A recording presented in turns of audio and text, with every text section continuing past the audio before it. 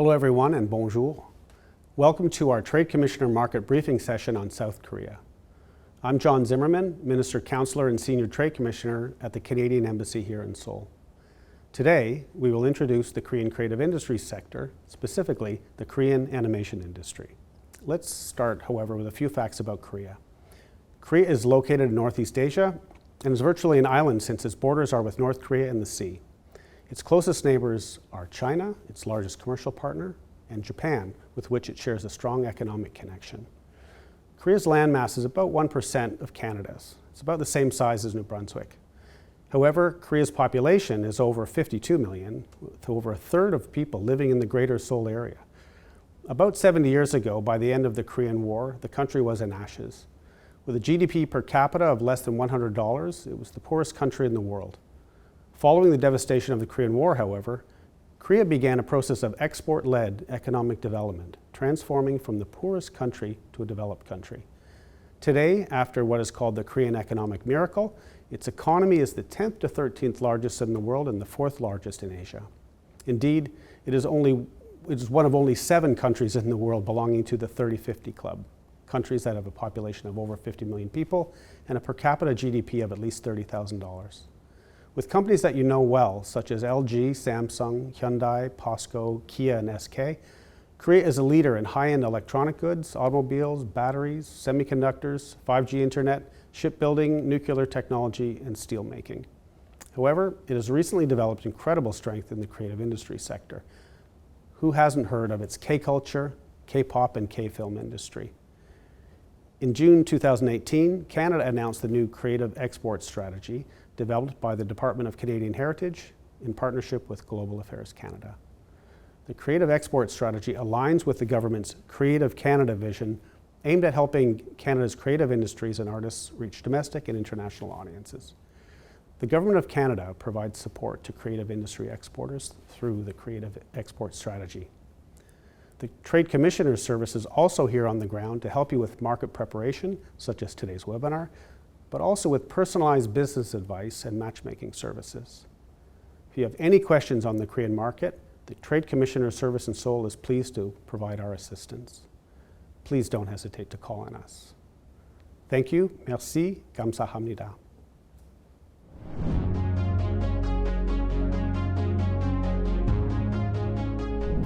Hello, I'm David Millett, and I'm based in Seoul at Canada's Embassy in South Korea. I work as a manager in the Embassy Trade section, and I'm delighted that you're able to join us for this market briefing. The team I manage at the Embassy is responsible for the creative industry sector, which comprises a number of different areas, including animation. Our aim today is to provide you with insights into the animation industry in Korea and hopefully help you determine whether you want to explore further potential opportunities in this market. To help you do this, we have here with us a special guest, Mr. Eugene Kang, CEO of KXK Works. I hope you enjoy his presentation. Mr. Kang. Hello and welcome, Canadian friends. It's an honor to present to you the wonders of opportunities of Korean animation today. Before we go any further, please allow me to introduce myself. I'm Eugene Kang as an executive producer. I've been involved in more than 15 animation projects over the last 20 years. Also, I was a co-founder and CEO of Synergy Media, which was based in Seoul, Korea. These works are some of projects that I've produced. You might recognize a few of them, such as Bernard, Lava, Oscar's Oasis, Wonder Balls, and Beat Monsters. I've led international co-production for over 8 projects, mostly with partners in Europe and Asia. Through this presentation, I aim to provide a brief overview of the Korean animation industry and discuss the opportunities to collaboration between Korea and Canada. Although it's challenging to convey a wide range of in-depth information in a short time, I would like to share my personal opinions on the directions we could take. K-culture. I assume you've heard about how K-culture has become a global trend nowadays, as exemplified by K-pop, K-dramas, K-movies, and even K-food. This phenomenon of K-branding began in the early 2000s, primarily driven by the government efforts to promote Korean culture worldwide. I believe this shift in trend is attributable to the changes and diversity in global platforms, and is expected to be not just a fleeting fad, but a long-term trend. Then how about K-animation? Of course, not yet. We hope that K-animation will also play a significant role as part of K-brand, but there is still a long way to go. This is also suggests that there is a high potential for opportunities in this field. Let me start with the global animation market trend first. If we take a brief look at the global animation industry, it's evident that since the pandemic and economic recession, there has been a universal struggle in planning, producing, and conducting business for new projects worldwide. For instance, last year MICOM Market Trends also identified the rediscovery and rebooting of existing IPs as a new trend. Particularly in the North American market, major US channels are focusing more on sequels, prequels, and follow-ups of legacy IP rather than new projects. In Europe, there is a noticeable reduction in investment participation from various fund and traditional terrestrial channels. European producers are convening at events like Cartoon Business to deliberate on solutions for joint financing concern. In the Asian region, Netflix has withdrawn its investment in Japanese animation and has also decided to close its regional head office in Singapore. How about Korea? A problem in Korea is the intensifying competition within the Asian region. For example, the difficulty in legally entering in the Chinese market due to political issues, Japan's dominance in animation, and the competitive production costs in East Asia compared to Korea contribute to these challenges. Amidst these challenges, through this pitch, I aim to provide a comprehensive introduction to the South Korean animation industry, discuss our current challenges, and explore the potential for collaboration with the Canadian animation industry. Let me begin with a broad overview of the animation industry statistics. Recent trends shows a gradual decline in the number of animation companies, the size of their workforce, and their revenues. However, it's challenging to separate the animation industry from the other related industry for statistical data. In this presentation, I don't want to focus heavily on the numbers. In the past and even now, the Korean animation industry has primarily been dominated by projects targeted at preschoolers, numerous toy-driven shows, and more 3D projects than 2D. Additionally, many projects were aimed at securing government support and targeting global markets through international co-productions. This trend can be attributed to a basic landscape in animation broadcasting, investment, and business practices. However, in this new environment, many changes are taking place. Terrestrial and traditional channels are no longer influential, and their place is taken by OTT and online platform. As a result, many short-form animation are being produced, and original IP ideas are increasingly sourced from already proven mediums like webtoon, web novels, and games.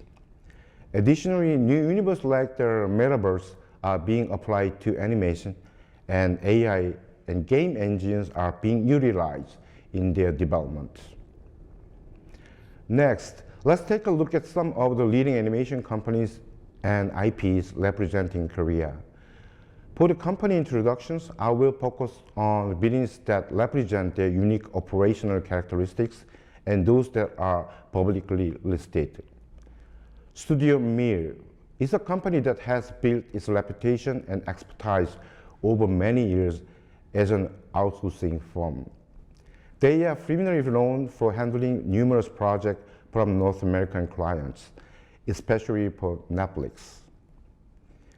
3G Animation is a 3D animation company specializing in numerous creating own IP and commercialization showing impressive results in both Korea and China. Day One Media is mainly focusing on bringing Japanese animation to Korea for commercializations. They specialize in the media distribution and licensing. Lastly, we have a Pink Pong company. This company is well known for Baby Shark and has achieved the top spot in the total views on YouTube. They have developed their own platform and provide content service targeting infants and toddlers. Currently, they have entered the North American market through the co-production with Nickelodeon in the United States. Furthermore, there are many Korean IPs such as Pororo, Raba, Lovka Foley, and Molang that have gained worldwide recognition and introduced Korea to global audience. Next, shall we explore Korean animation channels? In Korea, there is a total animation quota system, which means that broadcasting companies are obligated to schedule Korean animation. However, the broadcast time allocated for Korean animation is limited. Korea has 4 terrestrial channels: EBS, KBS, SBS, and MBC. Among them, EBS holds the most significant influence on animation. EBS is not only invests in animation, but also allocates the most of airtime for it. KBS, on the other hand, also supports animation through contests, but typically operate with a small budget compared to EBS. SBS and MBC, on the other hand, primarily fulfill their broadcasting obligation for animation, but are not as actively involved in the same animation industry. As you can see, there are dedicated animation channels, children's channels, OTT platforms, and IPTV channels in Korea. Among these, the Tooniverse holds a significant influence on animation production and investment. Other channels and platforms schedule animation or invest it based on their company's strategies and market conditions. Broadly categorized, there are support programs provided by the central government, KOCA, and those from local governments. These support initiatives play a significant role in motivating animation companies and providing assistance for production and commercializations. Most of these support programs have a one-year project period with selection made in the first quarter, and support is provided for the entire year. These programs are competitive and open to Korean companies. They have various programs to support from planning to production and commercialization. The actual funding ranges from $20K to $400K depending on the process of the project. This funding often serves as a crucial supplement for the actual production, and finding additional investors or partners become essential after receiving support. In order to qualify for government support, Korean animation needs to meet the following criteria for recognitions. According to these criteria, the production must contribute a minimum of 30% of the total production budget, have ownership of at least a portion or all of the copyrights, and score 16 points or higher out of 30 in the point system. The specific point system regulation vary depending on the level of involvement in the production formats. Then, how do animation companies in Korea go about producing animation in terms of process? It may not be easy to explain simply, but I will break it down step by step. Of course, this process is likely to be similar for animation producers worldwide, but I will focus on who to pitch and who can commission and invest in Korea. After completing the idea planning phase, animation companies in Korea often apply for the pitching Bible production and planning support program offered by KOCA. Even if they don't receive this support, they may create a pitching Bible independently. Afterward, based on this pitching Bible, animation companies start meeting with broadcasters, animation channels, or animation production companies that can provide the first commission. Then they may apply for support programs that allow them to produce pilot episodes. Once a satisfactory pilot episode is produced, they actively pitch it to domestic and international partners and apply for support program for the main productions. Depending on the result, they create an attractive business model for venture capitalists and the other partners and proceed with investment. Finally, they can carry out the main production and business activities. During this entire process, international co-production becomes an attractive element for partners due to the structure of the collaboration and global business opportunities, often supported by government initiative and appealing to investors. Have you gained a better understanding of the overall animation industry in Korea now? Then let me tell you how Korean animation companies perceive Canadian animation. 1. Strong government and provincial subsidies, tax reform. 2. North Hollywood. 3. Top notch of quality. 4. FIFA are very nice and beautiful. Of course, these are my personal opinions. Now I have listed a few questions for Canadian animation studios that Korean studios might ask you. 1. Are they globally well-known animation produced in Canada? 2. How are original intellectual properties in Canada typically produced? 3. Don't most of Canadian companies work with the United States? 4. Wouldn't the production cost be too high given the high production quality? 5. So then why do we have to collaborate with Canada instead of the United States? If you are serious about doing business with Korean animation companies, I think you should be prepared to answer these questions. Based on my understanding and curiosity about Canadian capabilities, I've been thinking about how Canada and Korea can create a collaborative model between Canada and South Korea. I will share a few suggestions. First, how about we kick off the project together from the ground up, co-developing and co-producing right from the early stage. It sounds like a more collaborative approach. Second, let's dig into the nitty-gritty details. How about we split the financing and budget and work in a way that we feel fair for both sides. We can also explore dividing business regions and figuring out a revenue split that works for everyone. Third, in the case of Korea, a minimum of 30% participation is mandatory to be recognized as a co-production. What about the Canadian side?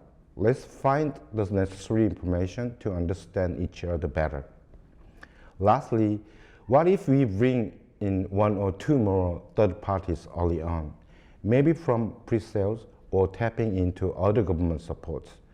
Having support from at least 2 governments could make it easier to bring in additional partners. If both Canadian and Korean studios can share similar opinions as I just proposed, I believe that the next step of reaching the collaboration deal would be much easier. Now I would like to wrap up my presentation by recommending 2 international events that take place in Korea. The first one is SPP, Seoul Promotional Plan, an international event focused on animation. This event provides support for projects, facilitates business meetings, and offers opportunities for investment consultation. The second one is Character Fair, where both B2B and B2C events take place simultaneously. This international event offers the diverse range of experience for participants. By visiting their relevant websites, you can get more information on these 2 events. So this is all I have today. Thank you, Eugene, for your insightful and comprehensive overview of the Korean animation industry. I hope my presentation helps Canadian companies understand the Korean animation industry better. Also, I wish for future opportunities for both countries to work together and create a beneficial collaboration. Great, it's great to hear that. And the Canadian Trade Minister is actually set to lead a business delegation to Korea at the end of April this year with several animation studios planning to participate in the mission. And through the visit, we hope to identify potential opportunities between Canadian and Korean animation studios. That's wonderful to hear. I look forward to the visit. So we hope to see you again soon. And thank you again for your market insights today. It was my great pleasure. Thank you for having me. I trust the experience and expertise that Eugene has shared with us today will allow us for a deeper understanding of current trends and future prospects for animation in Korea. If you're not familiar with Canada's Trade Commissioner Service, check out our website at tradecommissioner.gc.ca to learn more about how we can help your business expand and succeed in international markets. Thank you for watching, and best wishes from Seoul, South Korea. Thank you. Merci. 감사합니다.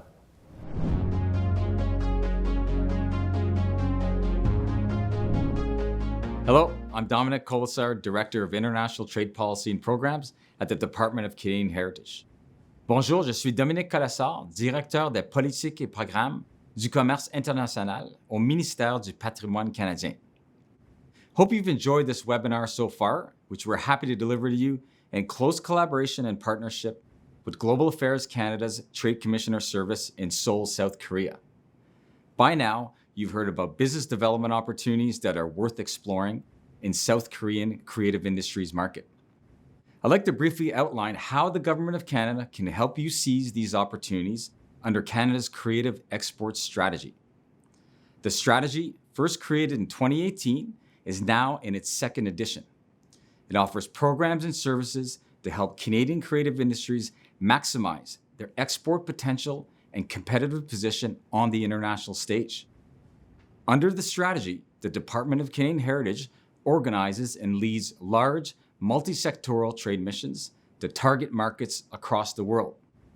As trade mission participants, Canadian businesses can expect tailored B2B meetings, market briefings, presentations from local industry experts, sector-specific site visits, such as theater venues or video game and film studios, as well as networking events with local business and government representatives. I'm happy to share that in 2024, South Korea will be a target market for our department's trade mission. Aside from trade missions, our department also partners with Canada's Trade Commissioner Service in many key markets on delivering what we call amplification events, where we bolster Canadian business presence with customized commercial programming at major sector-specific festivals and international conferences. The Creative Export Strategy also includes an application-based funding program called Creative Export Canada. This program helps to raise exposure of Canadian creative works in international markets and to increase export profitability for Canada's creative industries.